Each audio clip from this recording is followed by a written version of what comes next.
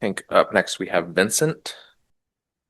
Right. Good morning. My name is Vincent Yang. I'm a third-year medical student from the University of Texas Medical Branch down in Galveston. And today I'm excited to present our recent work titled Non-Melanoma Skin Cancer Risk Across Burn Depths. It's a population-based retrospective cohort study done in collaboration with my fellow classmate Lin Chi Wen and doctors Stephen Wolf and Juquan Song. Burn injuries affect millions of individuals worldwide and often lead to long-term complications beyond just their initial recovery. As more patients survive their injuries, our focus has shifted towards the understanding of more chronic outcomes like cancer development.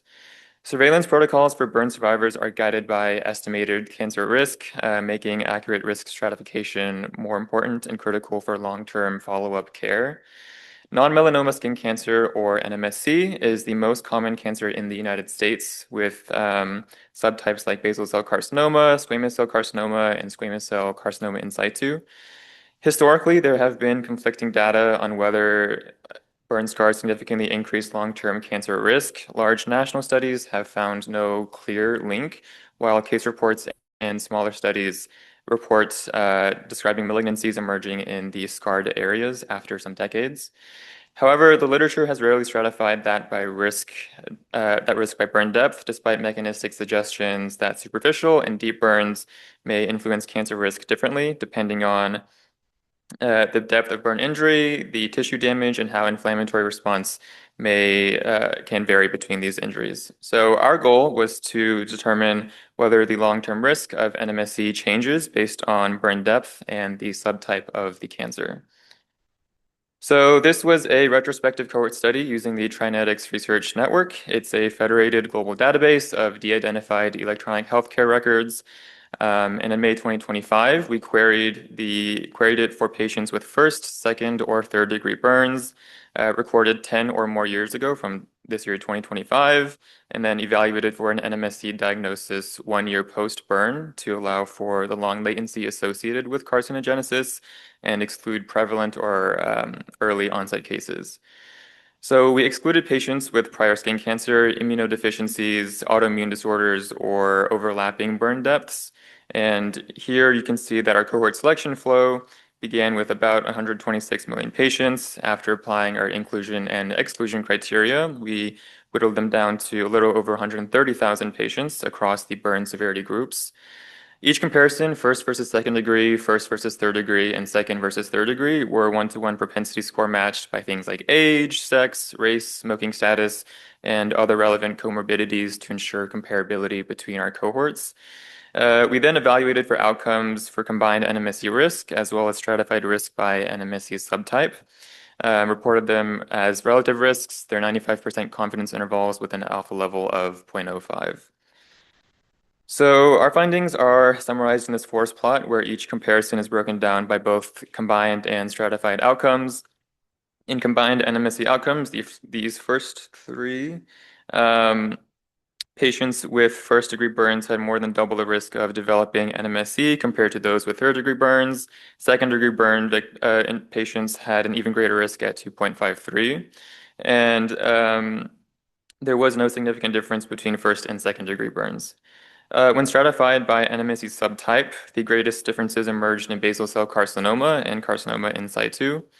BCC risk was significantly elevated in both first and second degree burns compared to third degree, while squamous cell carcinoma showed a smaller but non-significant increase.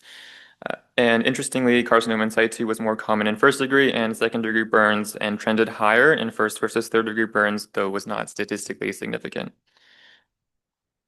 So these findings challenge the conventional assumption that deeper burns carry a higher long-term cancer risk. Our findings suggest that superficial burns, so first and second degree, are associated with higher long-term risks of non-melanoma skin cancers. Things like keratinocytes and skin appendages like hair follicles and sebaceous glands that are left over from these injuries are preserved, which serve as common and well-established origins for things like basal cell carcinomas and carcinoma in situ. Reepithelialization from these surviving structures may then increase the risk of later malignant transformation. In contrast, third-degree burns appear to carry a lower risk of NMSC, likely because they do destroy the full thickness of the skin, including these appendigeal and epithelial structures. However, we shouldn't ignore the fact that chronic inflammation and tissue remodeling foster chronic inflammation and which may explain the continued but less pronounced risk of squamous cell carcinoma in these scarred areas. And lastly, demographic and biological factors may interact with burn depth to shape cancer risk. For instance, patients with deeper burns or more oftentimes male and older patients, both of these are independent risk factors for developing skin cancer. While our propensity matching balance these variables across cohorts, subtle interactions between things like age, sex, and the immune response of individual patients can influence long-term outcomes. So clinically, this suggests that we may be overlooking a subset of patients at elevated long-term risk with more superficial burns. Current follow-up protocols prioritize deep or extensive burns, but our findings indicate that superficial burns may deserve equal or even greater and closer surveillance. Our study is limited by its reliance on diagnostic coding, which can misclassify some patients. We also lack data on burn size, the exact location on the body where the burn occurred, lifetime UV exposure and etiology, so things like the cause of the burn, whether it's thermal, electric, or chemical, all of which have some literature suggesting their influence on skin cancer development. And so despite these limitations, our large multi-center data set improves generalizability. Future research should integrate or add more of these additional burn characteristics and explore the underlying molecular mechanisms driving these observed differences. And this could ultimately guide tailored prevention and strategies and better improve patient education and awareness for long-term care. And thank you.